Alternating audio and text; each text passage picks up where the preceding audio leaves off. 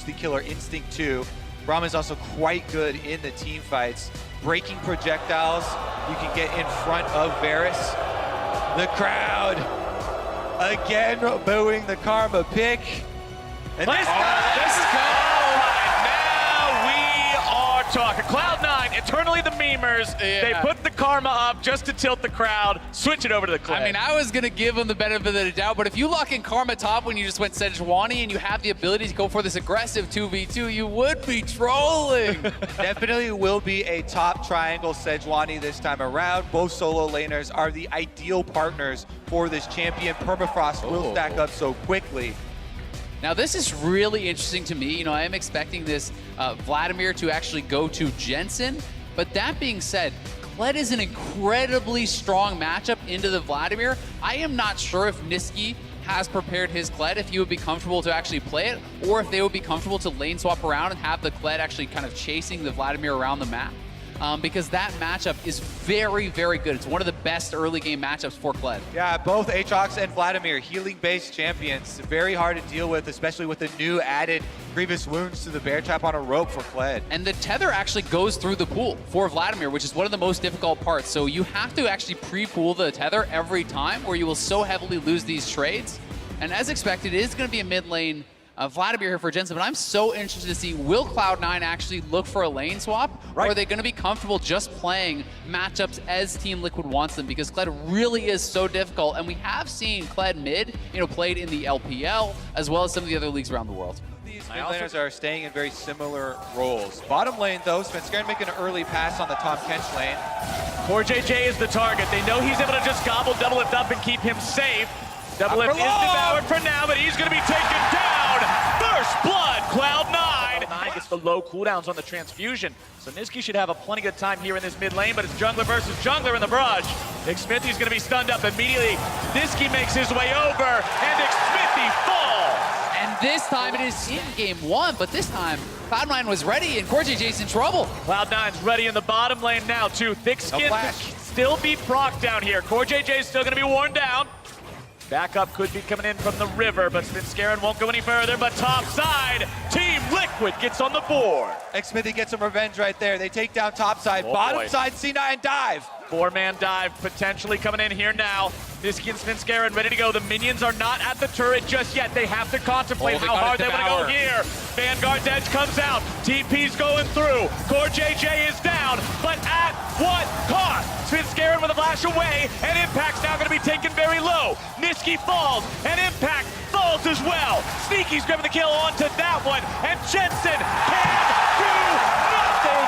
Cloud9 crush TeamLiquid. Kill sort of spelt doom for his early game, but the man is popping off here in game number 2 as once again, V3. blood in the bottom lane. Sneaky's going to be taken low. Xmithie drags him back, but the damage isn't there just yet. Shut down over to CoreJJ, who's also going to be keeping Xmithie alive. Svenskeren tries to find something. He'll get one, but he loses his life for early Drake after establishing priority in the mid and bottom lanes. They'll secure the Mountain Drake for themselves, and they'll look for the fight onto the TL bottom side. Vanguard's edge will lock them in place.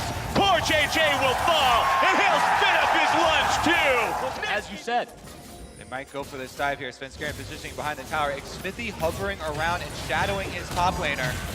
throw out the Glacial Fissure. Impact's in danger. Svenskeren looking to find him. Nice body block coming out from Xmithie there. Still looking to make some sort of a play happen.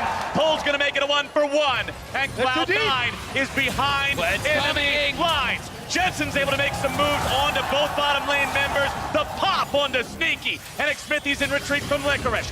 C9 brings in the entirety of the cavalry. The charge makes it happen. So and nice use of the World Ender and the extra damage and the extra healing. But Licorice has extra buddies coming down. Sneaky goes in looking to finish this one off. Impact's able to knock him up into the air. It's going to be a 1-for-1.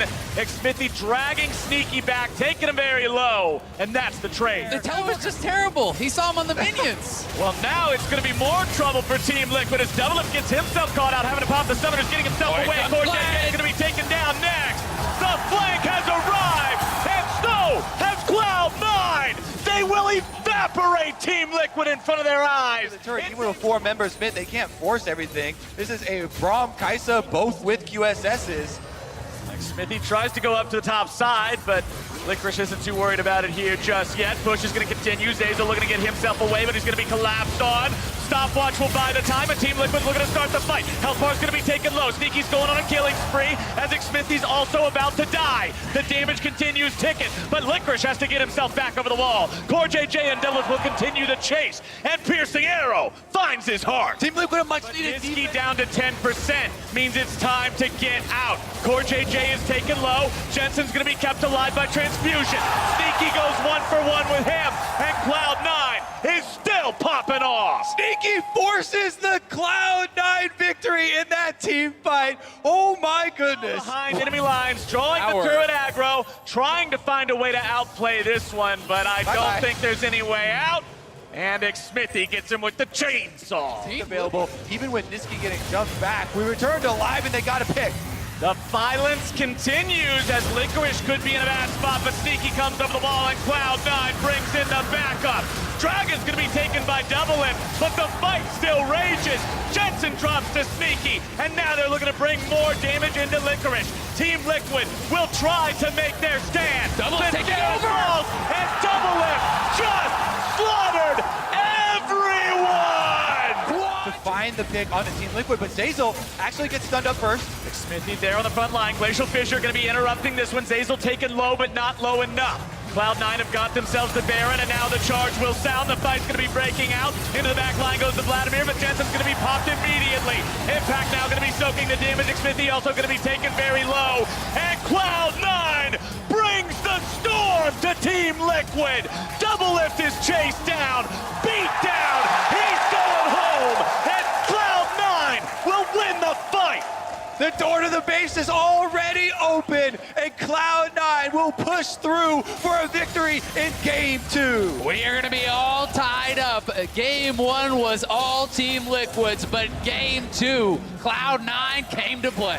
Hot damn, we got a series, boys. This is showing both teams at their best in these first two games. Cloud9 take the Nexus.